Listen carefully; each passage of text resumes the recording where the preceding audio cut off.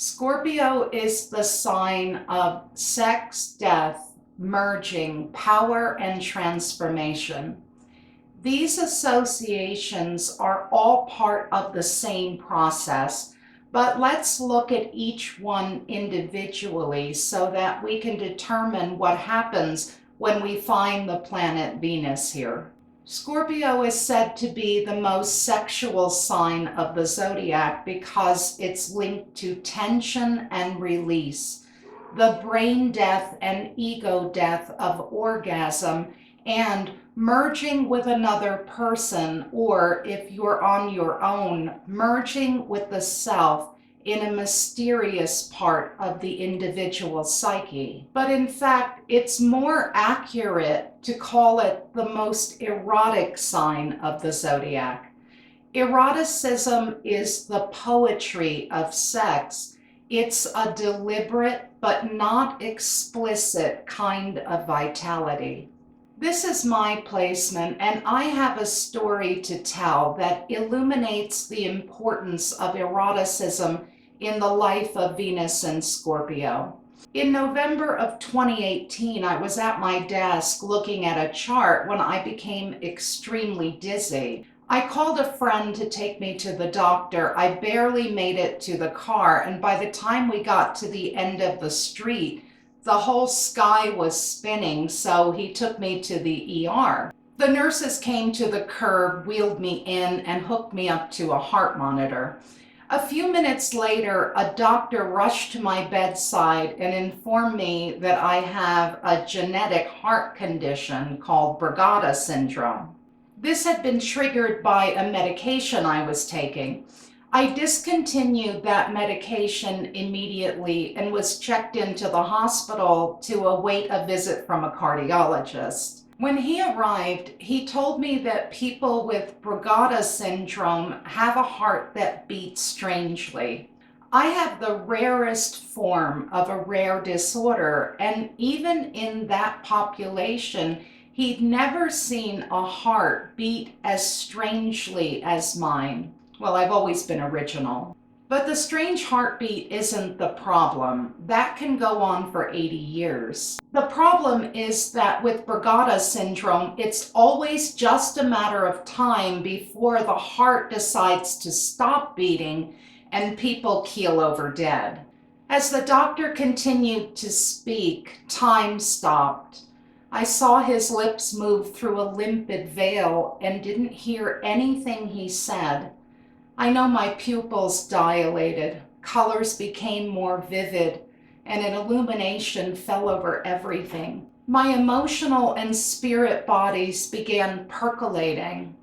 I had a kind of awakening, and I understood something I had heard many years before, and that was that in the ancient world, those involved in the cult of Pluto, ruler of Scorpio, were said to be the most vivacious people in Greece, and I suddenly knew why. To face the prospect of death at any moment was to look into the gloomy eyes of the god of death, and such a moment defines life. Eroticism, at least the classic form of the word, means being on the edge of life, on the edge of something big that lets you delight in exactly where you are. I wanted to stay there on that edge for the rest of my life. Wouldn't that change the way I lived and the decisions I made and what I was led by? Wouldn't that be delicious?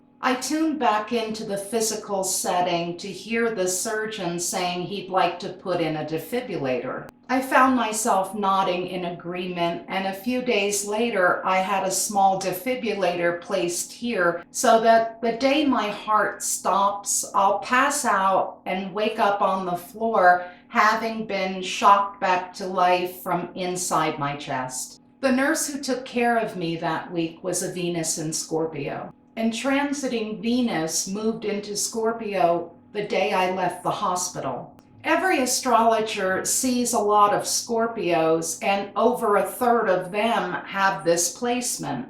But they came out of the woodwork that month because Venus was returning for all of us. One who came for a reading was the heaviest Scorpio I have ever seen. Her third house was positively rammed full of Scorpio planets, with Venus there too, smack dab on top of mine. So I was sure we were going to talk about this placement. She began with something that troubles most Venuses in Scorpio, and that is intensity. Venus is what you love and value, and it's a double-edged sword, but this placement loves intensity. They draw people in through it, and they're drawn to it. And that's because Venus in Scorpio thinks being fascinated is a psychological state very close to heaven. They'd rather be mesmerized and riveted than anything else. But I say it's a double-edged sword because it can also be exhausting. This client said she needed to know what to do with her intensity because nobody really understood the depths of it, and sometimes it bordered on suffering. Intensity is tension holding, and in this case, the tension isn't to set us up for sexual release. It's meant to set us up for transformation. It drives us to change something. Such is Venus in Scorpio's love of transformation that it's the only sign with 4 identities. The oldest is a snake. The next is a scorpion. Then there's the mythic phoenix. And finally, in esoteric astrology, a dove. The important one right now is the phoenix. This is a bird who dies by burning up and then rises from those ashes to spread her wings, and then she burns and dies and rises again. The difficult news is that the phoenix doesn't do anything else, and this is why intensity can feel like suffering. Dying and rising is the entire life cycle. But I had something now. I was able to tell this client something I learned in the hospital, which is that the treatment for excessive transformation is an erotic life. An erotic life that's vibrant makes the changing worth doing. It makes the changing exciting. Who are we kidding anyway? Venus in Scorpio loves difficult internal work, even if it is out of balance. Tension fuels all we hold dear. Now, we can't discuss Venus in Scorpio without bringing up sexuality, because this placement thinks in terms of power. And she believes sexual power is personal power. It's the deepest power associated with the body. A fountain of energy lies in it, and if that fountain is directed correctly, it can be used in transcendence. When it comes to sexuality, you must always ask the person, what does it mean? And where does it take you? Venus in Scorpio is the water element, which means there's a mystical bent to sexuality. It facilitates self-discovery, yes, but the eternal mysteries can be found there as well. It's a portal to divinity, and what juicier vehicle for enlightenment? Venus in Scorpio must do the work of exploring sexuality and be well functioning in that respect for all to be at peace in their world. If that facet of life isn't right, they'll be inherently disappointed. And there's often something unusual about the sex life of this Venus. You find it in the charts of nuns and prostitutes, celibates, and sex addicts.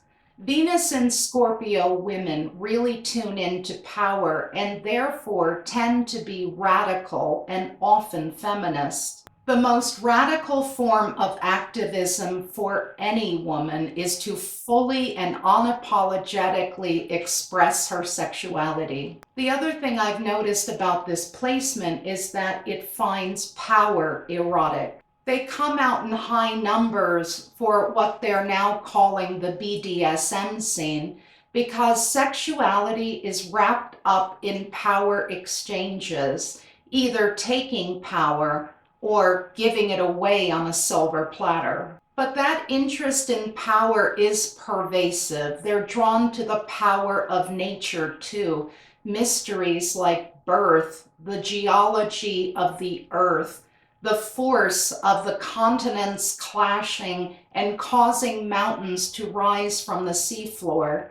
They enjoy thinking about things like black holes sucking in stars, stellar implosions, deep time, and deep space. In terms of style, they like dark and gothic, stunning combinations, the play of light and shadow, the color black, elegance. The feminine ideal is also powerful, dominant, passionate, or a woman with old knowledge of the old mysteries, the sex witch, the hag, the midwife with lots of inner resources, a survivor. This is a suspicious Venus, a vigilant personality. You find Venus in Scorpio holding back their trust until they feel assured that the other person is who they say they are. Is there integrity, and is it safe, they're asking. And they watch closely even if they appear casual. You see, revealing themselves isn't easy for this sign. They make you earn the right to hear their private stuff, whether they're conscious of that or not. There are meltdowns, and then there are Venus in Scorpio meltdowns, and for that to happen in your presence, they have to view you as low threat. What does all this mean when it comes to love? Well, you rarely find two heavy Scorpios together. Their intensity requires them to pair with someone who has a lighter love nature. And while that seems necessary, it can make Venus and Scorpio feel isolated, like they're the only ones in very deep. The issues and themes they run into in love is power and merging.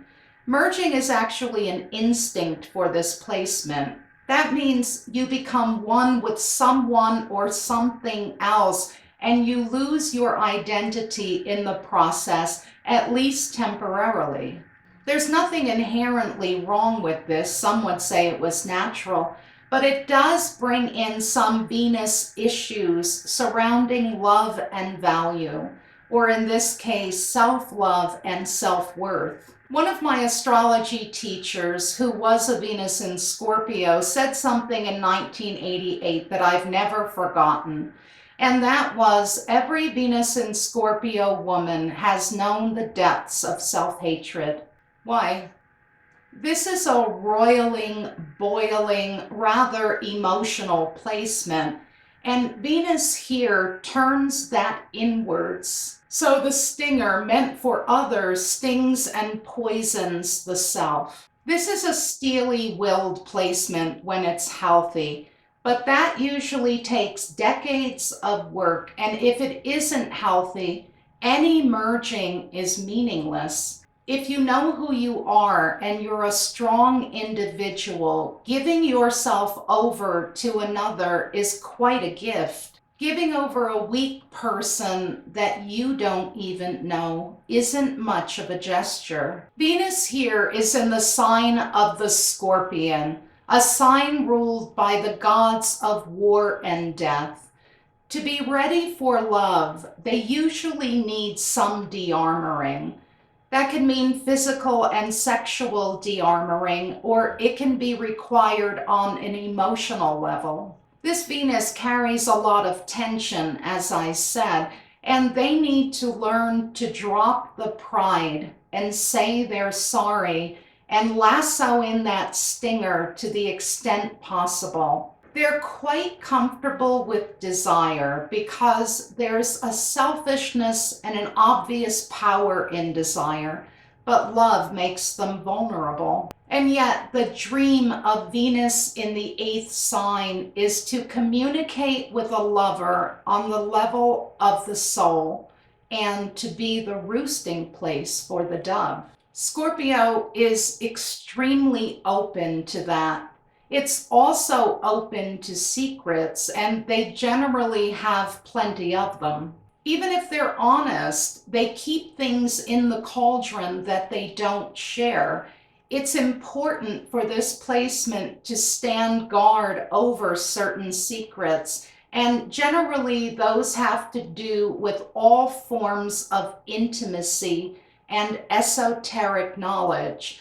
They like to hear sensitive information from others, and they like to keep that information to themselves because to them, having a good self-concept includes being a trustworthy person.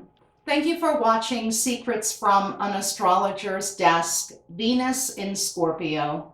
The Venus series ends next time with the final placement of the zodiac, Venus in Pisces to come.